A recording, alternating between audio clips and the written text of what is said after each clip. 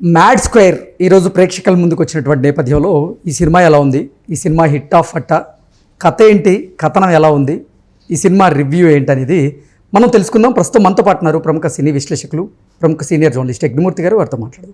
యజ్ఞమూర్తి గారు నమస్తే అండి. నమస్తే కృష్ణ. మ్యాడ్ స్క్వేర్ రిలీజ్ అయింది, మ్యాడ్ పెద్ద హిట్ అయింది, ఇప్పుడు మ్యాడ్ స్క్వేర్ కూడా ప్రేక్షకుల ముందుకైతే వచ్చేసింది. ఏంటి సార్ కథ ఎలా ఉంది, కథనం ఎలా ఉంది, ఓవరాల్గా సినిమా హిట్ ఆఫ్ అట్ట అంటే ఏం చెప్తారు? 2023 సెకండ్ హాఫ్లో మ్యాడ్ అనే సినిమా వచ్చి అందరిని ఆశ్చర్యపరిచిందని చెప్పాలి. ఎందుకంటే స్టార్ క్యాస్ట్ ఏమీ లేకుండా ఒక చిన్న సినిమాకి వచ్చింది, పెద్దగా అంచనాలు లేవు, కానీ వచ్చిన తర్వాత హిలేరియస్ ఎంటర్టైన్మెంట్ ఇచ్చింది. అది ఒక ఇంజనీరింగ్ కాలేజీలో జరిగేటువంటి ముగ్గురు స్నేహితుల మధ్య జరిగేటువంటి అల్లరి, వాడు చేసినటువంటి అల్లరి విపరీతంగా మనం నవ్వించింది. దాంతో ఇప్పుడు మ్యాడ్ స్క్వేర్ మీద అంచనాలు బాగా వచ్చాయి. ఓకే. సో కళ్యాణ్ శంకర్ అనే డైరెక్టర్, ఒక కుర్రాడు, సో ఆ సినిమాని తీసిన విధానం చూసి దీని మీద ఆటోమేటిక్గా అంచనాలు పెరిగిపోతాయి సీక్వెల్ అనేటప్పటికి. పైగా ఇంతకుముందు డీజే టిల్లు స్క్వేర్ తీసినటువంటి ప్రొడ్యూస్ చేసినటువంటి బ్యానరే సో ఈ సినిమాను కూడా ప్రొడ్యూస్ చేసింది. కాబట్టి ప్రొడక్షన్ వాల్యూస్ ఎలా ఉంటాయో అందరికీ తెలుసు. మరి ఆ అంచనాలకు తగ్గట్టు ఏ అయితే అంచనాలు ఉన్నాయో అంచనాలకు తగ్గట్టు ఈ సినిమా ఉందా అంటే ఉందనే చెప్పాలి. కాలేజీ అయిపోయిన తర్వాత ఆ ముగ్గురు స్నేహితులు, మ్యాడ్ అంటే ముగ్గురు స్నేహితుల ఇనిషియల్స్ అన్నట్టు, మనోజ్, అశోక్, దామోదర్, అందుకని వాళ్ళకి మ్యాడ్ అని పెడతారు. సో ఈ ముగ్గురు కూడా, మనోజ్ అనే క్యారెక్టర్ని రామ్ నితిన్, అశోక్ అనే క్యారెక్టర్ నార్నే నితిన్, అలాగే దామోదర్ డిడి అంటారు, ఆ క్యారెక్టర్ నేనేమో సంగీత్ శోభన్ వాళ్ళ అబ్బాయి, డైరెక్టర్ శోభన్ వాళ్ళ అబ్బాయి.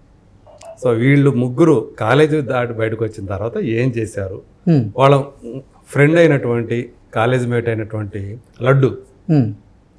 లడ్డు అనే అతను పెళ్లి చేసుకోబోతా ఉంటే, ఈ ముగ్గురిని పిలవకుండా అతను పెళ్లి చేసుకోకపోతూ ఉంటే ఆ విషయం తెలిసి ఆ ముగ్గురు వచ్చి ఆ పెళ్లిలో ఏం అల్లరి చేశారు, ఎందుకు ఆ పెళ్లి ఆగిపోయింది, అక్కడి నుంచి వీళ్ళందరూ కూడా ఈ నలుగురు బ్యాచ్ గోవాకి, అంటే హనీమూన్ అని చెప్పేసి గోవాకి వెళ్తారు పెళ్లి క్యాన్సిల్ అయిపోతే.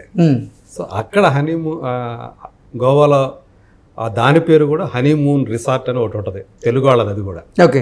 అక్కడ జరిగినటువంటి వాళ్ళు చేసినటువంటి అల్లరి, దానికి ఒక క్రైమ్ ఎలిమెంటు మేళవించి కళ్యాణ్ శంకర్ రూపొందించిన విధానం ఏదైతే ఉందో అది మ్యాడ్ని మించి, అంటే మొదటి సినిమాని మించి విపరీతమైనటువంటి ఎంటర్టైన్మెంట్ని అందిందని చెప్పాలి ఈ సినిమా. హిలేరియస్, ఇది కూడా హిలేరియస్ కామెడీ అంటారు. ఇంకా దీన్ని పోల్చాలి అంటే ఒక రకంగా చెప్పాలంటే జాతిరత్నాలు అనే సినిమాతో పోల్చవచ్చు.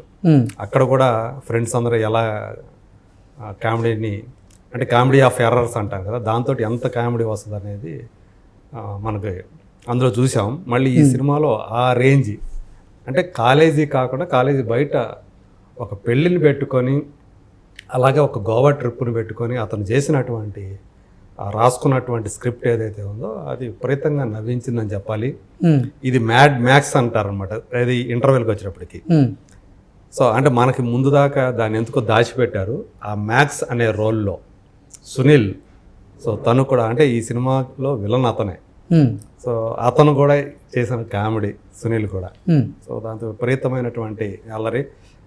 ఈ మధ్యకాలంలో ఒక మధ్యతరగతి తండ్రిగా, అలాగే టిల్లు తండ్రిగా చేసినటువంటి మురళీధర్ గౌడ్ ఈ సినిమాలో లడ్డు ఫాదర్గా, అతను కూడా విపరీతమైన ఎంటర్టైన్మెంట్ అందిస్తాడు.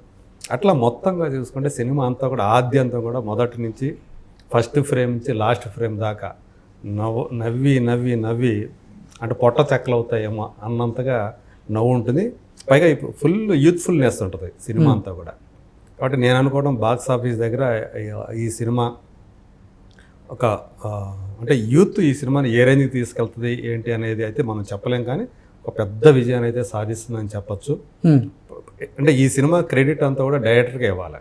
సో తను రాసుకున్న సీన్స్, ఆ డైలాగ్స్ ఏవైతే ఉన్నాయో అది, పైగా ఈ మ్యాడ్ ఏదైతే ఉందో ఈ మ్యాడ్ బ్యాచ్, సో వాళ్ళు కూడా విపరీతంగా, వీళ్ళతో పాటు నిజంగా చెప్పాలంటే వీళ్ళందరికంటే కూడా ఎక్కువగా ఆ లడ్డు అనే క్యారెక్టర్ చేసినటువంటి విష్ణు ఓయ్, పొట్టిగా ఉంటాడు, అసలు అతను ఒక యాక్టర్ లాగా అనిపించడు. ఈ సినిమాలో అతను చేసినటువంటి, అంటే అతని పాత్ర సఫర్ అవుతూ ఉంటుంది, కానీ మనకి ఎంటర్టైన్మెంట్ అందిస్తుంది. ఓకే. ఆ పాత్రతోటి మిగతా వాళ్ళందరూ కూడా ఆడుకుంటున్నట్టు కనిపిస్తూ ఉంటారు. అదంతా కూడా మంచి వినోదాన్ని అందిస్తూ ఉంటుంది. సో అట్లా ఈ సినిమా నిజంగా ఇప్పుడు ఈ వేసవిలో మంచి వేసవి ప్రారంభంలో మంచి వినోదాన్ని అందించే సినిమాగా చెప్పచ్చు. ఆర్టిస్టులు అందరూ కూడా చాలా బాగా చేశారు. కాకపోతే నార్నే నితిన్ మ్యాట్ తర్వాత ఆయ అనే సినిమాతోటి హీరోగా నిలదొక్కున్నాడు. బట్ అట్లానే ఈ సినిమాలో అతనికి ఏం ప్రాధాన్యత ఇవ్వాల. నిజంగా చెప్పాలంటే వీళ్ళందరిలో కంటే కూడా ఈ మ్యాడ్లో ముగ్గురులో కూడా దామోదర్ క్యారెక్టరే ఎక్కువ డామినేట్ చేస్తూ ఉంటుంది. కాకపోతే క్లైమాక్స్ మాత్రం అశోక్కి ఇచ్చారు, అంటే నార్నే నితిన్కి ఇచ్చారు. సో ఈ క్లైమాక్స్ నాది అని చెప్పేసి అతని చేత చెప్పించారు అనమాట. అప్పుడు దాకా అతను పెద్దగా ఎక్కువ పాత్రకైతే అంత ప్రాధాన్యత అయితే లేదంటారు. మామూలుగా అయితే ముగ్గురు హీరోలు అన్నట్టుగా మనకు కనపడతారు, కానీ అందులో ఎక్కువ డైలాగ్ వర్షన్ కానీ అదంతా కూడా ఇతనికి దామోదర్ పాత్రకే ఎక్కువ ఉంటుంది, అంటే సంగీత్ శోభన్కే.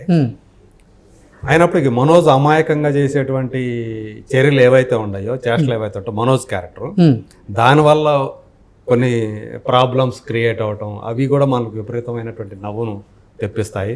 ఇందులో హీరోయిన్ ఎవరు లేరు. ఆ సినిమాలో మ్యాడ్లో అయితే ముగ్గురు హీరోయిన్లు ఉంటారు. ఈ సినిమాలో హీరోయిన్లు ప్రియాంక జవాల్కర్ ఒక కీలకమైనటువంటి పాత్ర పోషిస్తుంది కథలో.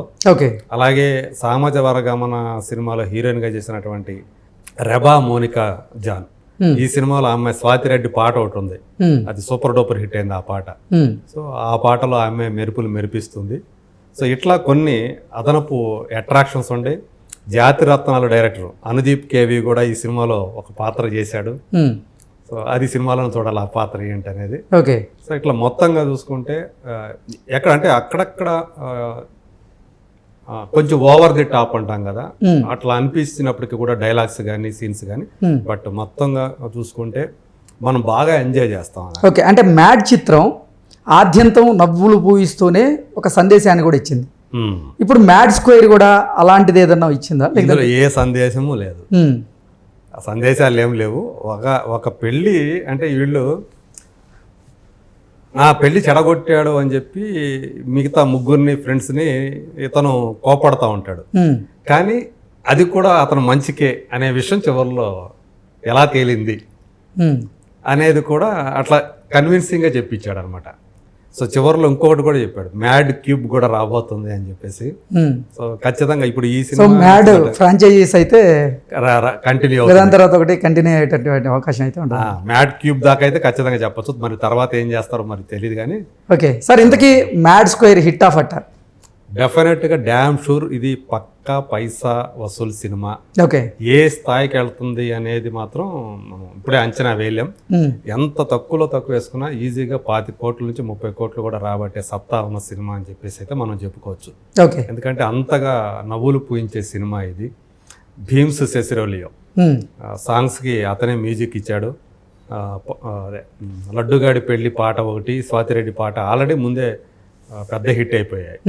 సో ఇందులో హీరోయిన్ లేదు కాబట్టి డ్యూయెట్లు ఉండవు, అన్నీ కూడా ఐటమ్ సాంగ్స్ లానే ఉంటాయి ఈ సినిమాలో. ఇది ఆ లడ్డుగాడి పెళ్లిలో పాట తప్పితే మిగతా ఇంకొక 3 పాటలు ఉంటాయి, అవన్నీ కూడా ఐటమ్ సాంగ్స్ లాగానే ఉంటాయి. సో భీమ్స్ ఎలాంటి ఫామ్లో ఉన్నాడో మనకు తెలిసిందే. సంక్రాంతికి వస్తున్నాం లాంటి సినిమాతో కూడా సంక్రాంతి పెద్ద హిట్ కొట్టాడు. దీనికి బ్యాక్గ్రౌండ్ స్కోర్ మాత్రం తమనిచ్చాడు.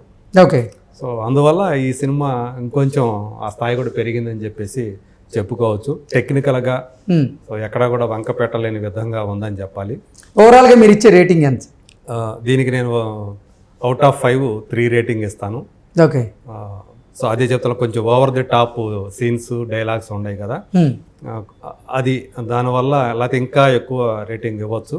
అది తీసేస్తే అది చెప్తాను, ఇది పూర్తి స్థాయి ఒక యూత్ఫుల్ హిలేరియస్ కామెడీ ఎంటర్టైనర్ అని మనం దీన్ని చెప్పుకోవచ్చు. Okay sir, thank you so much. Thank you.